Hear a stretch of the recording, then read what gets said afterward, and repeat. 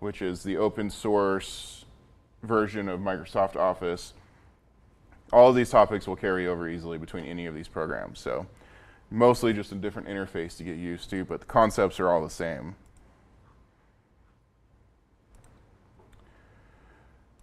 So what we're going to do, before we get too far in, we're just going to go over what Excel is. So Excel is just basically an electronic spreadsheet program, and it's based on the same concepts that accountants used when they were doing books manually on paper for years. So they just kind of took those concepts of organization and data manipulation and brought them into the digital format.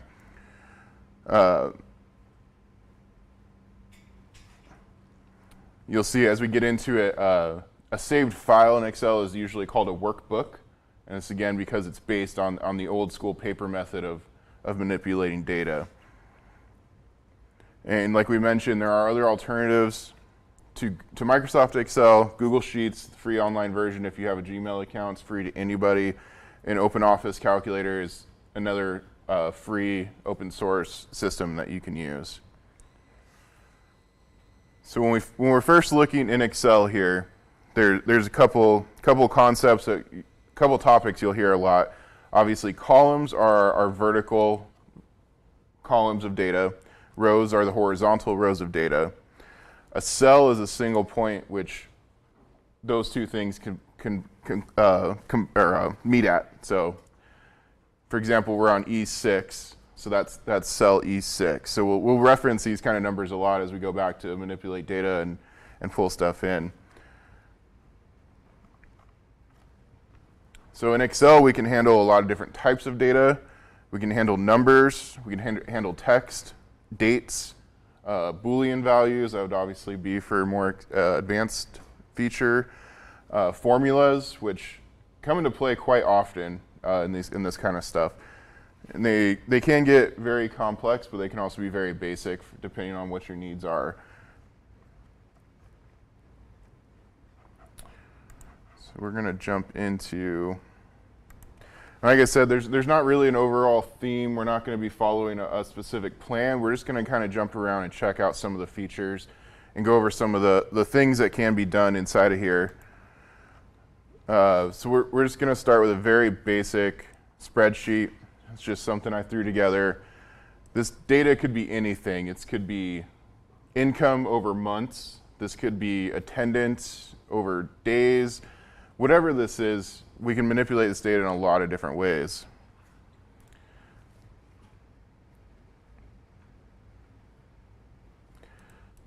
So first off, if you're working with a sheet like this and you have 6 o'clock, our building is automated, so one of the cool things about Excel is if you need to create a whole bunch of information, you can use the feature to fill in data automatically. So we've already started a series of different data sets here, and we can extend this as far as we need to, and Excel will automatically extrapolate that and do as many cells as we need it. And the same thing can be done with any kind of data. It's automatically going to figure out what that data is and the best way to make sense of it. Now these numbers don't make any sense. They don't follow any pattern here. So Excel is trying to figure out the best way to do what we're doing with it, but it doesn't always work that way. When you're using this to fill data, it can follow any kind of pattern. So if we're counting by 2s, we can select both those numbers and it's going to continue to count out. If we're counting by 10s, we can count by 10s. And it's going to continue that. So, but this also is useful for text and stuff too. So if we have, I move my mouse, and I can spell properly. So we can take this and it'll automatically know what we're working with and try to create the data that we need that way. And this works both horizontally and vertically. So if we needed those headers to go that way, we can do that also. How did you go from on number 2 there, you have data 1 there. Mm-hmm. How did you get those to keep on counting down through there? I put data 1 in my So you always have to have two. So you'd have to have data 1 and data 2. And then let me go back and clear some of this. So yeah, if you just select a single cell like this and copy it, well, because we've already got a series there. Generally though, like what happened with you only had one cell, so it was just trying to copy that same data. But if you select both of these cells and extrapolate them down, it'll continue that pattern.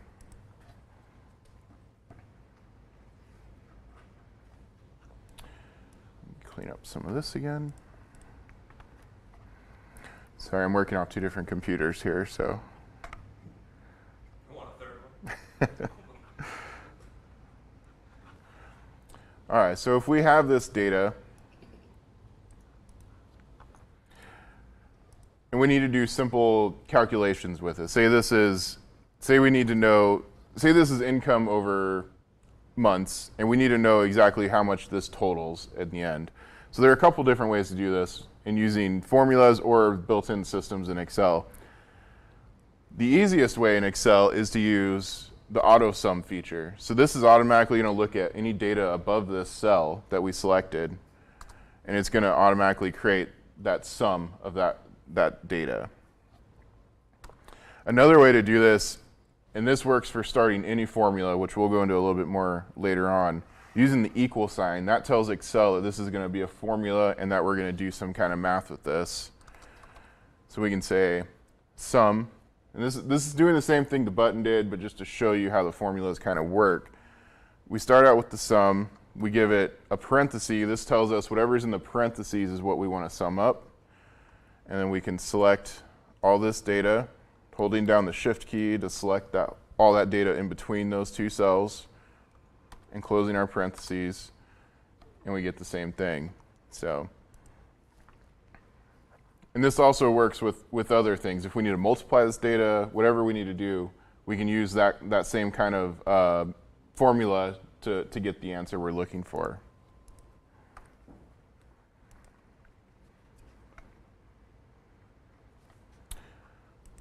Some other cool stuff we can do with Excel.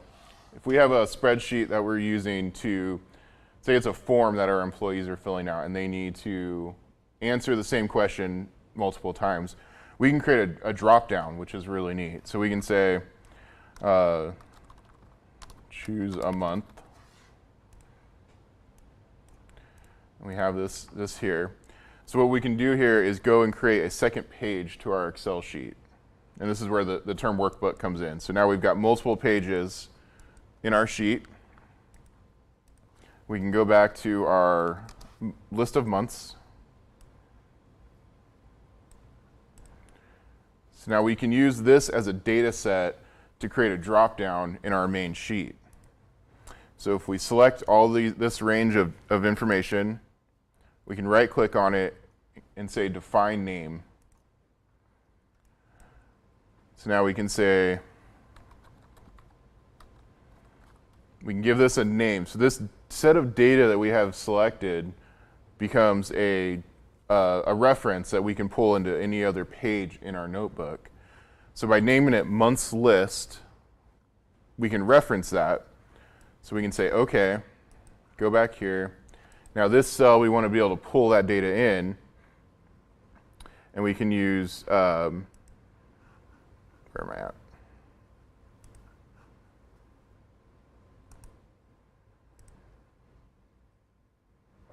Oh, it's always bad when the instructor gets lost, right?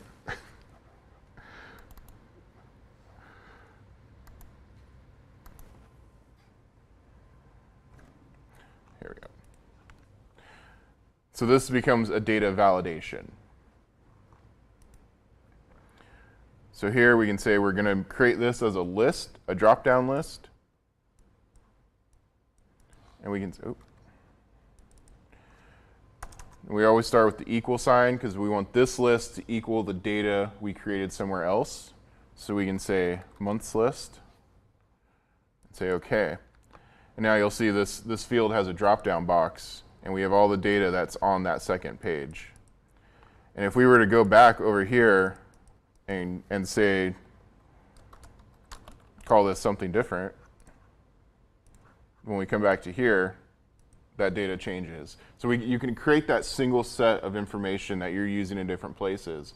So if you do go back and make a change somewhere, you don't have to change it on every page. You don't have to change that data everywhere it's referenced. You can just change it once and it's automatically updated across your entire spreadsheet.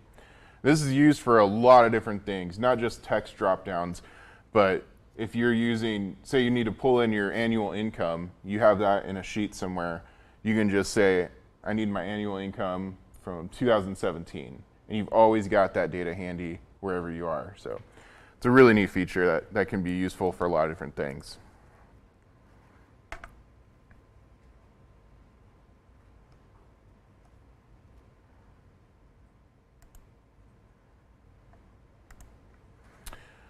So say we're working with a set of data like this and we need to insert some more data in the middle of this without messing up what we already have. We can insert blank rows by simply selecting wherever we want a blank row and clicking insert, and this will insert a blank line above the text or the content we're working with. And if we need to add multiple rows, what we can do is we can select that many. If we need 5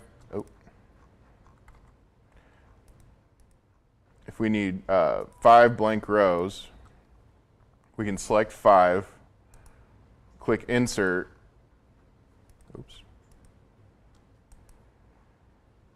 click insert, we'll get this. And that'll insert 5 blank rows. So we can add as much into there as we need to. This also works with columns too. So if we have 2 columns selected, we hit insert, it's going to give us 2 more.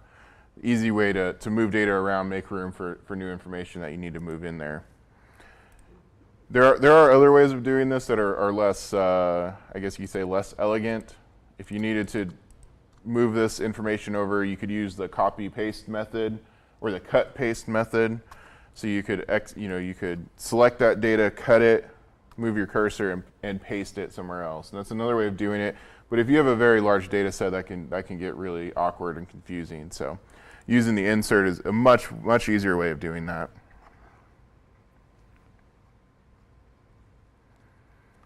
All right, I'm kind of jumping around again.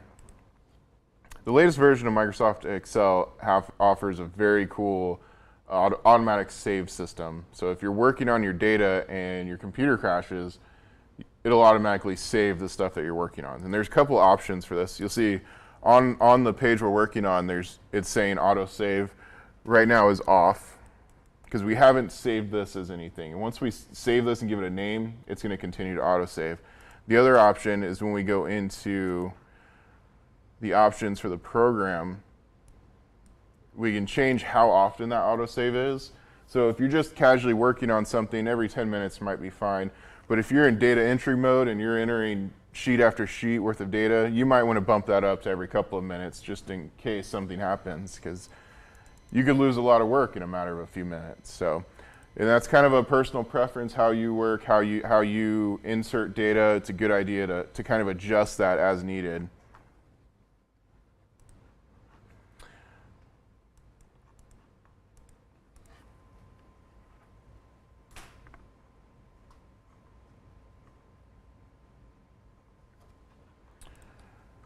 All right, so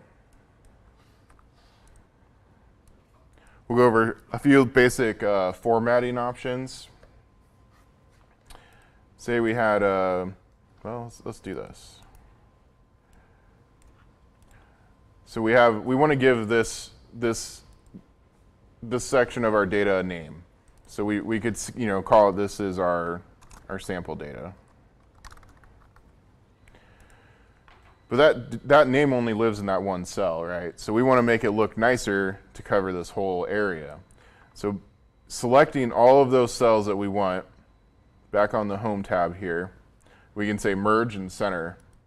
So that automatically makes all those separate cells into one and centers that name that we had in there. And this is where you can really start fine-tuning the overall look and feel of your spreadsheet to really dial it in. And then also with the formatting, if we were to print this right now, you would just see these numbers floating on the page. But you might want to add some formatting to this. So we have options to outline the cells. So when they print, you can actually see them. So this is the border option. And we can say all borders. So now each of those cells will have its own outline when we go to print it. So if we pull this up, we can see all of those separate cells are actually visible. Makes it a lot easier when you're trying to find a specific line or something on the sheet once it's printed. It's right here on the home page in the borders. And you can do all kinds of stuff. You can add a border just to one side. If you're creating a list, you can see all the different options. You can make your inside borders lighter and stuff. You can also change the colors of your borders to match the style of your sheets. There's a lot of different options there. We still having technical issues? Yeah, I'm just playing your screen.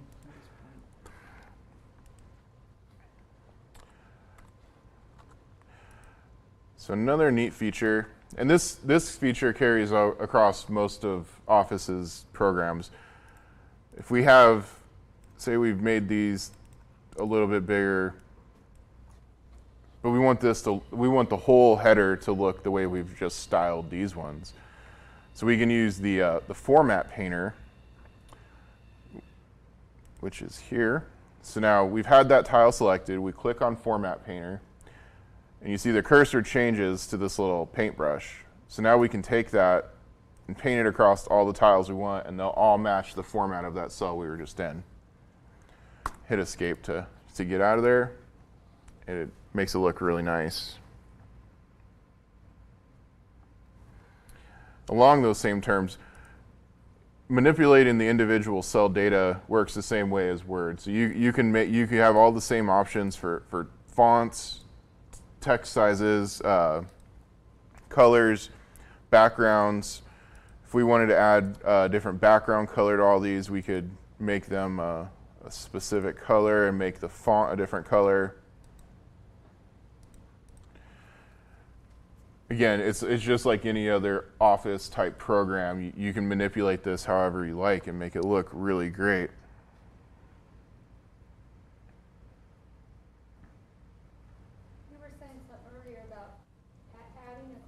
Mm-hmm. Did you mention dividing, subtracting, or dividing, multiplying? How do you do that? Sure. There's a couple ways to do that. If we wanted to, again, any formula always starts with the equation or the equal sign. That tells Excel that we're going to start an equation. So then we can look up all the different, there's all kinds of different formulas in here. So if we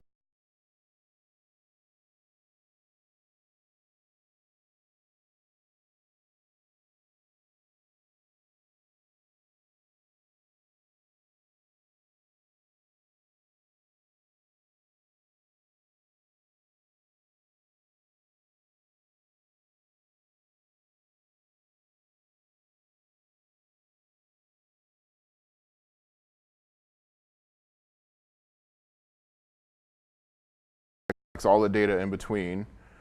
So we can see down here in our formula, it's selected all those rows, and it automatically creates the product of all those cells, which is a ridiculous number because that was a lot of numbers. Where did you go to find that list? As soon as you type that equal sign, you can just start typing any option. So if you're looking for the sum, the product, the difference, you can get in there.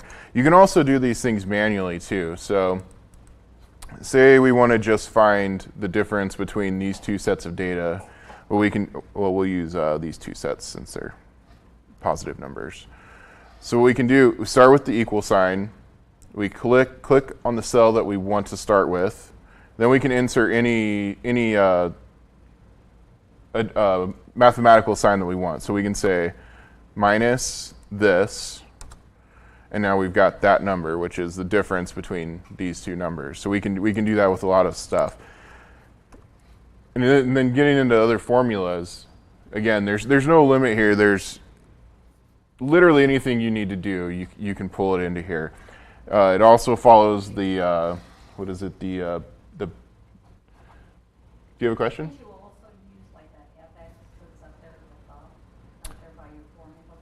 This? No, over here to the side. Oh yes, yes. So these are a bunch of built-in, and this is the same thing. When you hit that equal sign, this is the same. Yeah, so this is a very useful tool. But yeah, if you needed to find the average or whatever you need, you can also use this to create your formulas. Okay, can you back up a little bit here? Sure. I'm very much a beginner on that. Sure. Okay, like on a column, I put a 25 and a 25 in column like E2 and E3. Okay. I wanted to get the sum of those two, or just whatever. Go through that really slowly, how you're Sure. going to do that. Okay, I've got that right there like that. Okay. How do you highlight both of those and then go to the bottom below? There's a few different ways to get there. The easiest way is to go to the cell where you want your sum to be. Okay. And then if you go to the top right up here, you have auto sum. And that automatically sums everything above that cell. Okay, and then you click that. Okay, I've got those highlighted now. Yep. And then just press enter. And then that should give you the sum of everything above it. And then the other option is to, if you go to the cell where you want your data, it doesn't have to be next to it, but you just start with that equal sign and then the word sum, because that's what we're trying to do. Nope. Nope.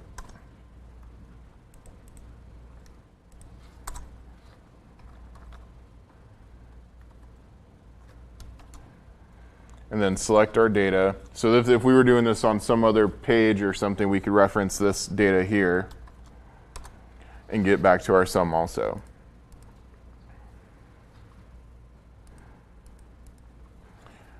And then the other option too is if you're just working with a few points of data that you just want to do quick math with, you can just select them individually, use the math sign, select the other set of data and do them manually. So that's if you're doing different things, you can do the same thing different ways there. Does that answer your question? I think. Okay, so then, like, now I did the 25 and 25, and I wanted to get the product down below then. Okay. So I went to that one and I put euro and it brought my product up there. And then do I have to press enter or can I do a left click on that with my mouse? I believe you got to press enter to complete the formula. And then it says that you can get that hashtag name up there then. So something went wrong there. So let's see. So if we do our equal sign,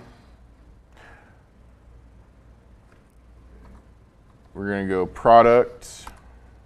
And when you start typing that name, when you get to the one you want, press tab. So that selects that formula. You should see this where you have the open parentheses. Yeah. Number 1 and number 2. So now you can select your data. You can select your first cell. We only have 2 here, but if you hold shift and click on your last cell, that'll select everything in between there.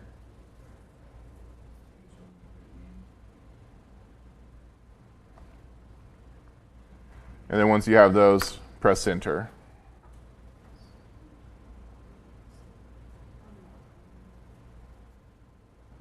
Okay, mine I brought up the E2 and then I have to put the other number. Or would you say- Yeah.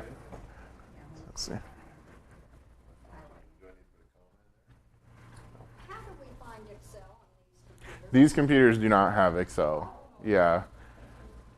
So, okay, I got right there, I'm at E2. Yep. So now hold down shift and click on the E3. Just, yeah, you could type it or, What do you mean by how do you hold down shift? Okay, back. Okay, then I hold down shift and I click on it. with yeah, my then mouse. click on the bottom cell. Yep. Nope, nope. Let's see. Go ahead and click back in that cell. Let's delete that. So we're gonna hit the equals, Equals, and then type product.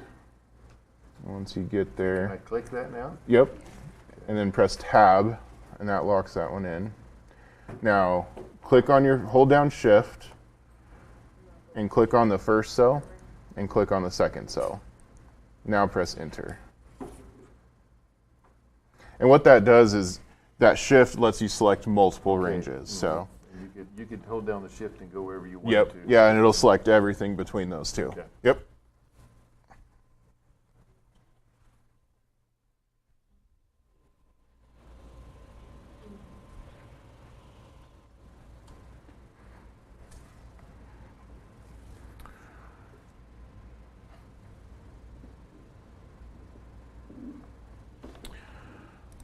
All right, so let's try a little something different. I'll just start a new page. So let's do a little real world experiment here and say, I do this a lot for my business. I look at the cost of a new product and what it would cost to buy it, and then my markup and what I would sell it for, and all that. So let's say we're buying a product. And I'll apologize now because I usually work with the metric system because I find it much easier, but we'll try to keep it. How do I, if I want to just clear this sheet out now, what's The easiest way is just start a new one. so do I go to sheet 2? You could go to sheet 2, that'll give you a new page, yep. Or if you go to file and click new, it'll give you a whole new document.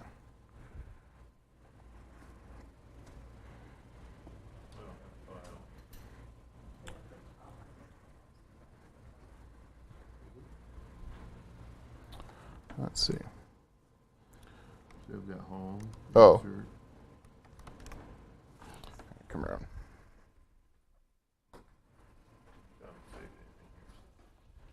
I can't click Oh, there you go. new. Yep. I think it's because you have data selected, so if you click off and hit escape. There you go. Now go back to there. Now you can create a new one.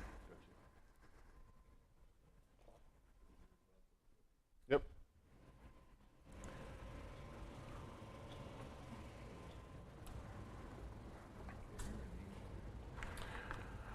All right, so we'll use a example of something. We'll use an example of wire. So we'll say we're buying 100 meters of wire. And we're just going to throw data in here to start getting numbers.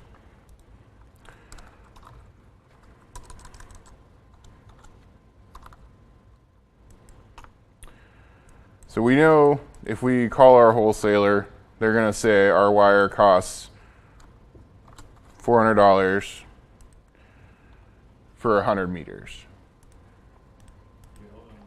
Sure. And I'm just kind of making this up as we go, so.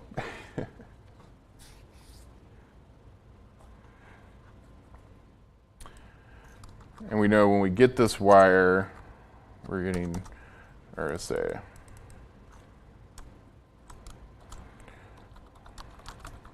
Okay, hold on. How did you make that a wider there? Yeah, I should have mentioned this earlier. So anytime you have data that exceeds the length of the cell, if you put your cursor right between the two on the line there and double click, that automatically will resize it to fit the largest line you have in your cell. Did it get you there?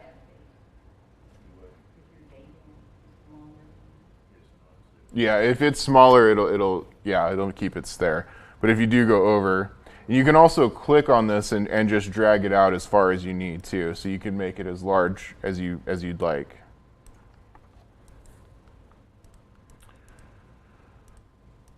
So if we're buying 100 meters of wire, we're probably not going to be selling it in 100 meter lengths. We'll probably break it down into maybe 1 meter lengths. So we need to figure out what our cost per meter is. So now we can use our formula. We can say, we start with the equal sign. We know, oh, sorry, at first I need to go back and,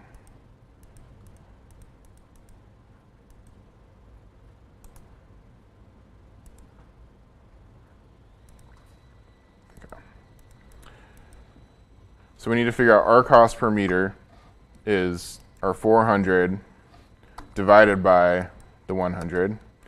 So we know our cost comes out to $4 per meter. Now we say we want to mark that up 50%. We're gonna say our markup is 50%. Sure.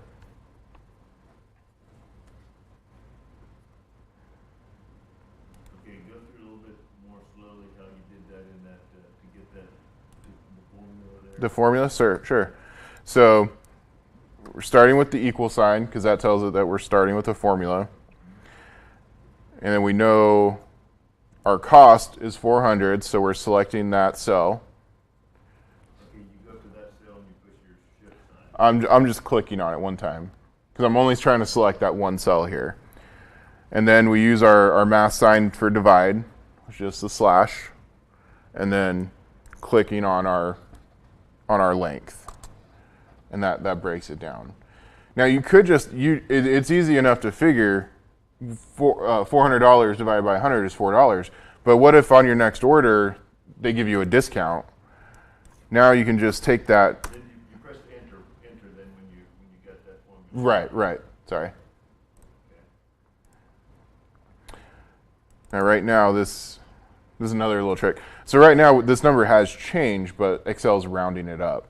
So we can go into Format Cells, and we can tell us this is a number. And right now, it's set to 0 decimal places, so it's rounding up to the nearest whole dollar. So we can say we want 2 decimal places, keeps us at the cent. So now we can see our cost has changed, $3.80 per meter. So for our reference, we're going to go back to 400. So now we want to know how much we're going to sell 1 meter of wire for with a markup of 50%.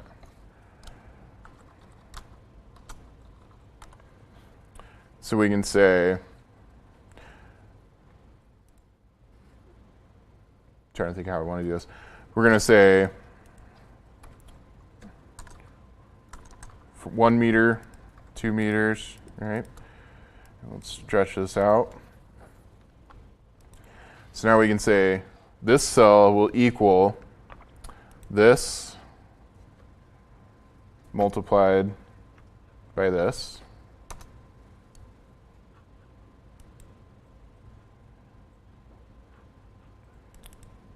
And it doesn't like that because it doesn't recognize the percentage sign as a, so our markup's actually 150%.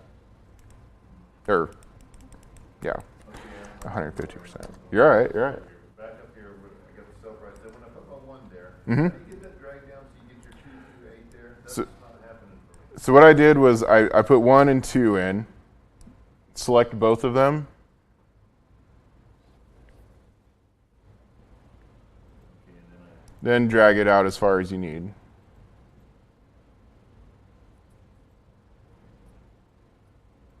You just drag, let go.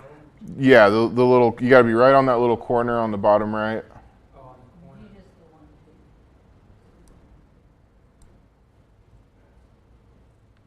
I think you have to select 1 and 2 and then grab the corner. Yep. Okay, that's what's going on.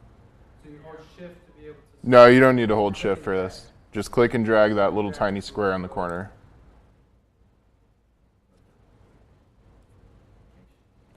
Okay, get off. Yeah, now, yeah, you were right, and then. And then hold down, pull down. There you go. But Well, you you only did- want to go to the, you Yeah, only just want the the 1 and first 2. The 1 and 2, and then we're gonna drag the corner of that.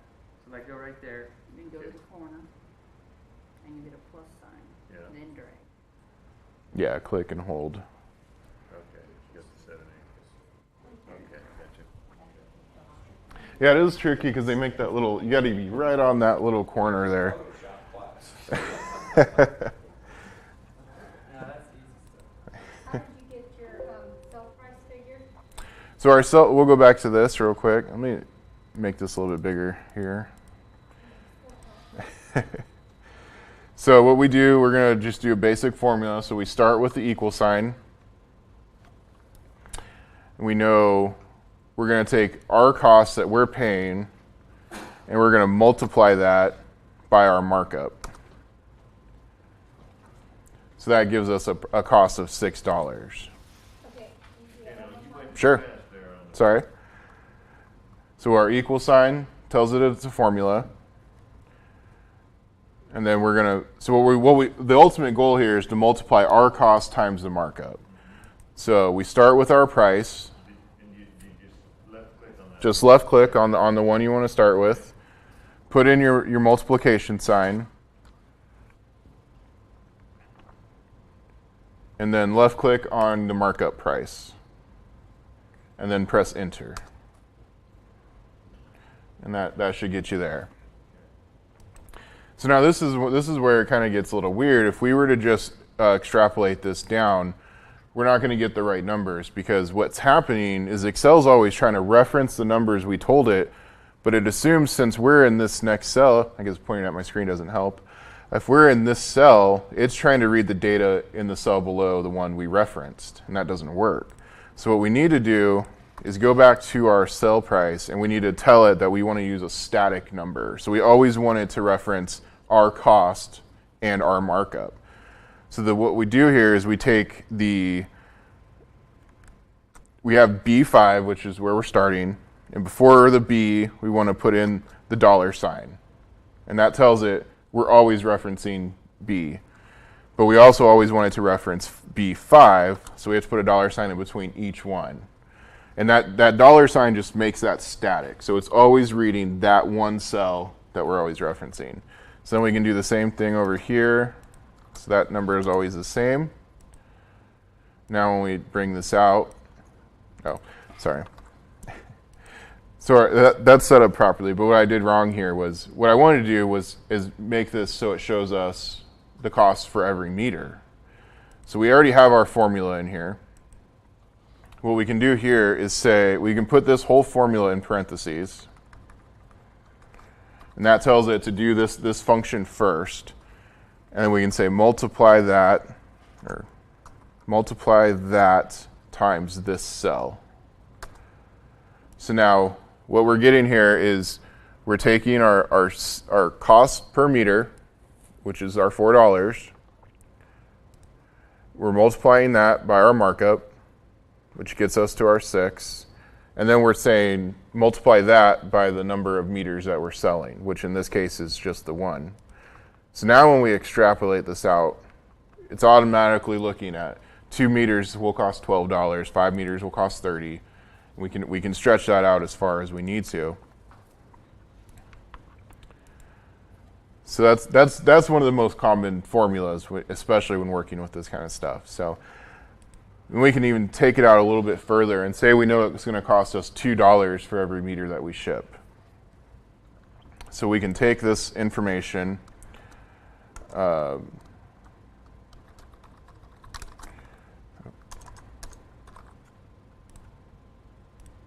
stretch out that row. So we can do another quick formula here. We can say, 1 meter will cost us, well, we'll do it here, let's see. Cost us $2. Now, if we were to just use that solid formula by saying times 2 every time, if our shipping costs change, we have to go back and change it in every single row. So what we want to do is add our shipping cost as a reference point. So now instead of E2 times 2, we're going to say E2 times our shipping costs. That make sense? So now we can pull this down. No. What I did wrong here, sorry. What I did wrong here is I didn't make that number a static reference. So I need to add our $sign symbols. Is that your reference as far as being? That means whenever we use the $signs, we're always referencing that one cell. So we're always referencing back to B9 anytime we need to look at our shipping cost. Because what happens when we extrapolate that data down, it tries to follow the cells below wherever we started from, which won't work in this situation. I understand. No, it comes easy. It will. It comes easy. So now we have our shipping costs and our sell price. The last step is just to add up those prices so we know what our final price is for the customer. So I'll call it total price. And here we can just use the auto sum function. And it knows we're going this way. It just assumes that because we're at the top of our sheet. But we don't want to multiply it by this number. This one is our reference, so we don't need that. So holding down the shift key, we can select just the data we want. So click on where you want to start, hold down shift, click the second number, hit enter, and that selects it. Stretch that out, and now we have our total price that we'd be selling these products for.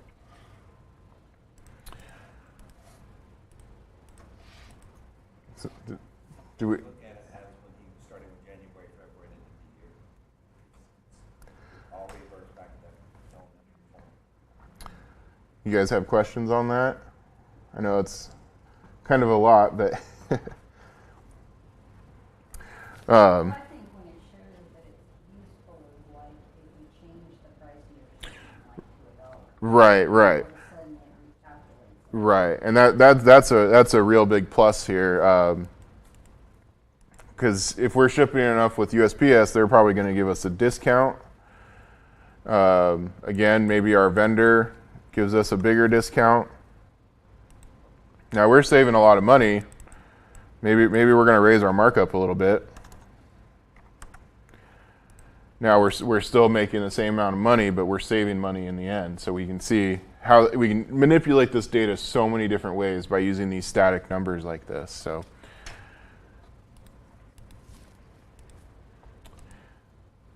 and in the next step of this, we would probably look at doing bulk discounts. So maybe say when you're buying more than 10, maybe there's a 10% discount or something.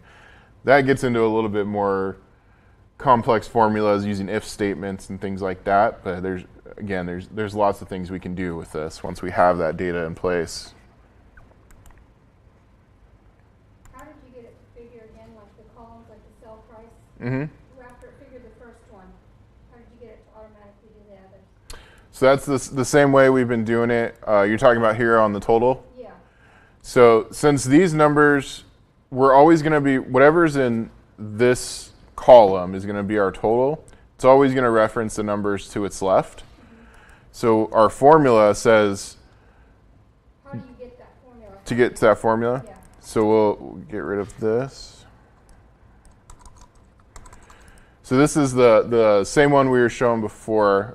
I just use the auto sum function. And again, we don't want the 1 in there because that's just our reference number. But we want to sum these two numbers. So I just click on one, hold shift, click on the other. And that's saying we're gonna add up F2 and G2.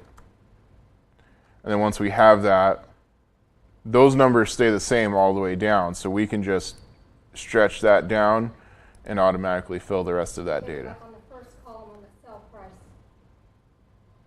I've got the first one on here, but I'm not sure how to get the other. Sure. So we'll go back to here. Nope. What's that? Your static reference, on that, explain that again, how you did that part For the formula with the static numbers in there. So yeah, we'll go back to this. So when we started here, we were just multiplying the two numbers. Nope.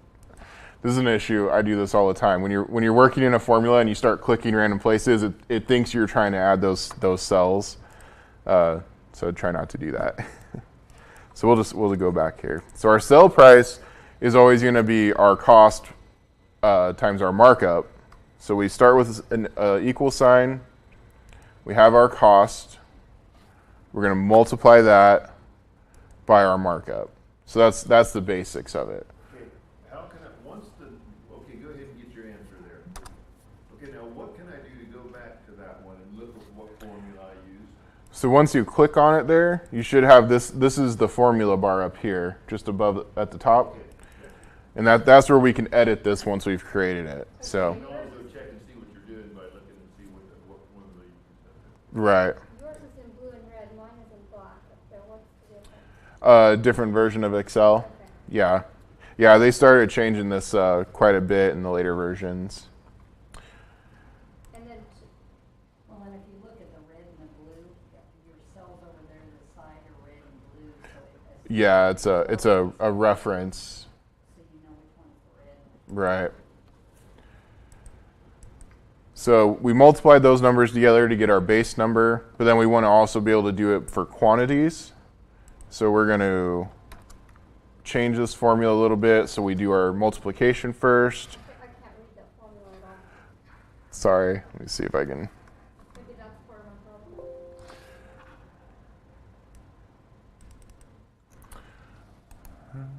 I don't know if I have an option to expand that. Right corner, there's a plus and minus, and slide. Yeah, that's the sheet itself. Okay, hold on, Mike, I'm going back in here, I've got $4 there for my Okay. per meter, and I went back in there, and I went onto that one, and I backspaced, and it gave me a clear deal, and I put 3.5 in there, and then I pressed enter, and it brings up the 4 again. So what that is because this cell's being populated by a formula. We didn't put that value in specifically. So whatever number's in here is based on our cost divided by our total length that we're buying. So if I change this number here, Oh, yeah, you changed yours up there, okay, I'm with you. right. So if we change this back to 400, it puts us back.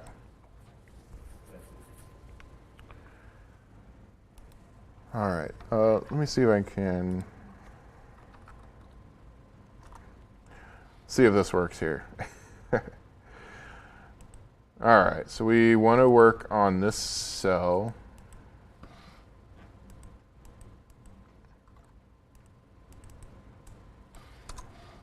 So this cell is our cost times our markup. So now we want to take that number times our quantities. So we do put this in parentheses, and that lets us do that first. And we take that times the quantity. So if we were just to drag this out, it's not gonna populate right because those numbers are dynamic and not static. So we need to add these dollar signs here. And that tells this formula to always use B5 and always use B8 for these two numbers and only reference those numbers. That way if they change, we can just keep pulling that. It'll automatically update with our changes.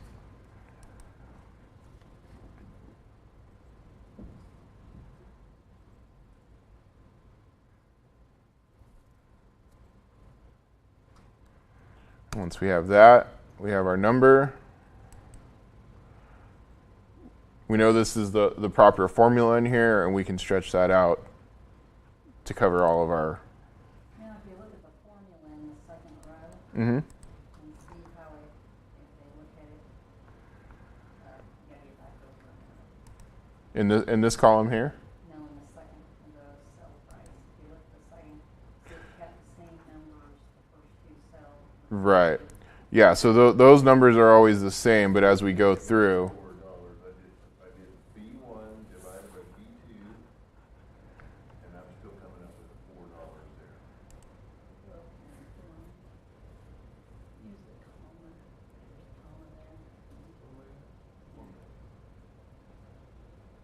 In there, comma, hit on the comma, see what I'll make it. Now I changed it. Yeah. Okay, so now, okay, let's go down here to this one. Okay, 175, 175.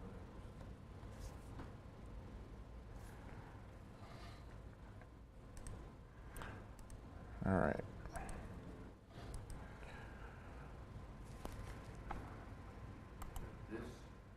This should change now, right? Okay. You can't again use that comma to the, What is the comma do? it's adding in the decimal to it. So mine's got 6.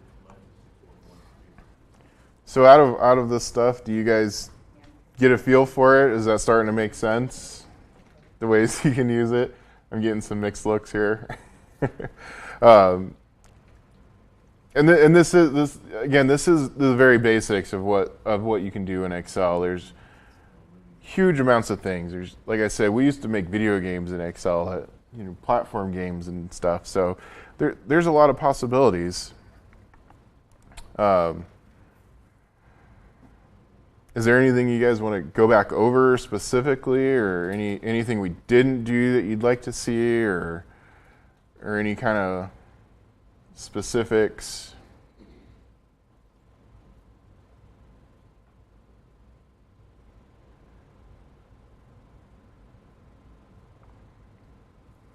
All right, well, that puts us at 7 o'clock. So if you guys want to call it there, we can call it there. And like I said, if you guys start messing with this and you come up with things that you want to cover more in depth, just let me know. We can really dive into those specific things.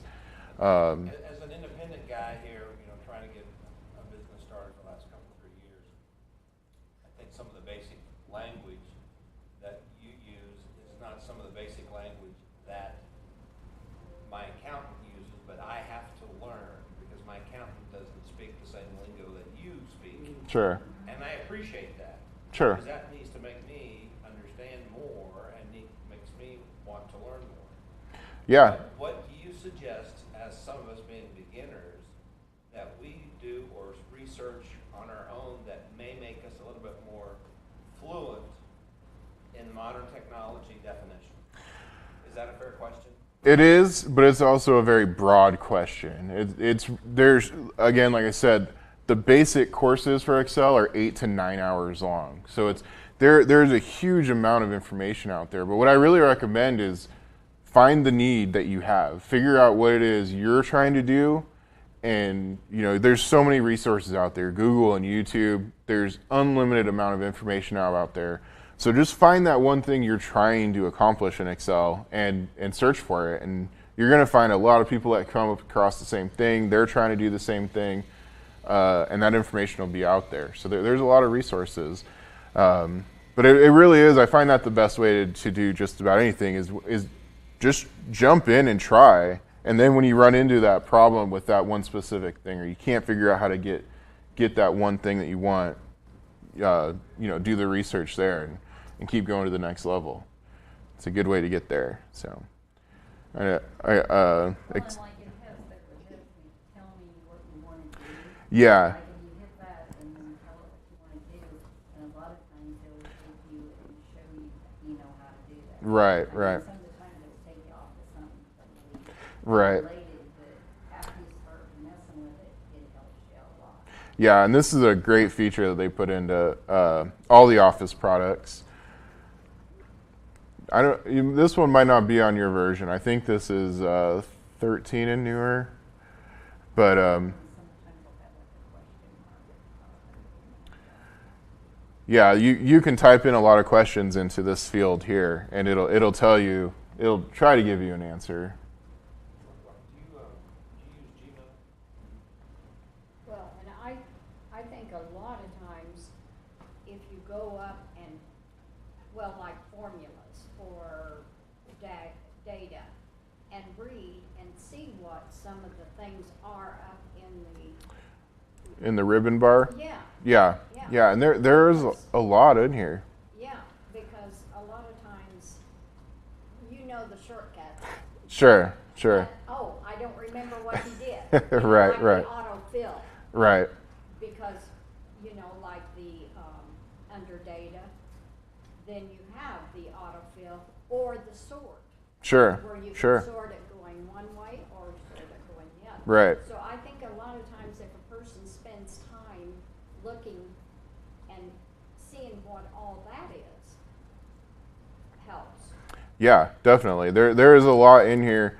There's a lot in here that I've never even used before. There's so much, but there really is a wealth of information here.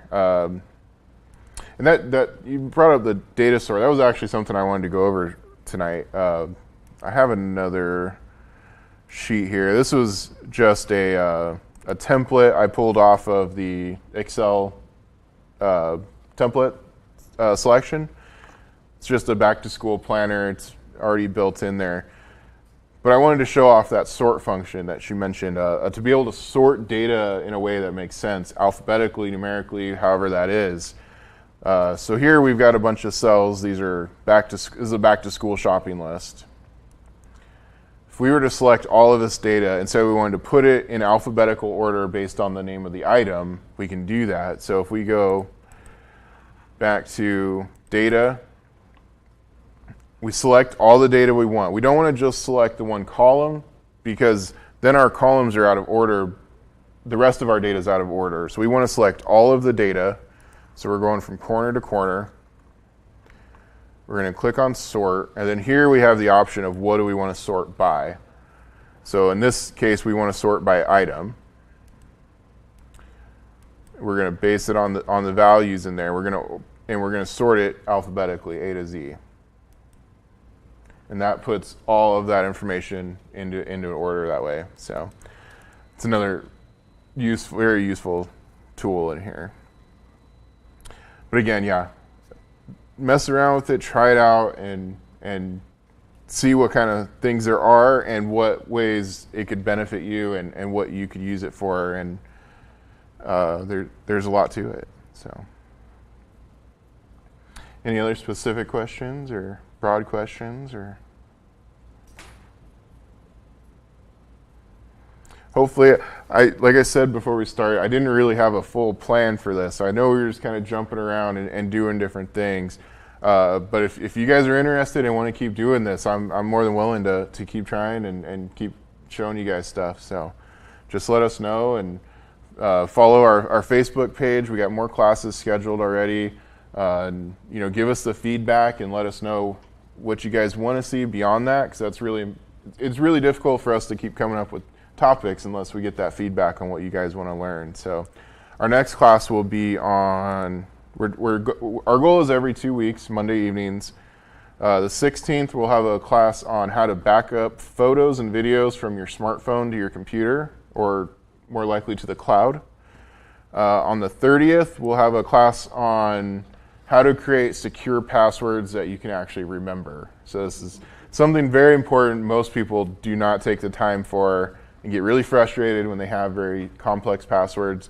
But I'll show you some tricks to create really long passwords that are really secure that you'll be able to remember. So we'll go over some of that, and just like I said, follow our Facebook page and our website, and we'll have all that information out there. So Now, if you have more Excel classes, when I had emailed your office, I was asked if I would be bringing my own computer if I would want to use one of yours. sure.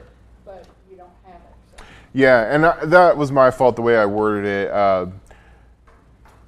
I think I worded it something about if you wanted to use Google Sheets, you could follow along in Google Sheets. So I'll definitely work on making that more clear in the future. Office is one of the programs we don't have out here. So, but I will work on maybe we'll get Open Office out here, which, like I said, is another free option, or again, we can follow along with Google too.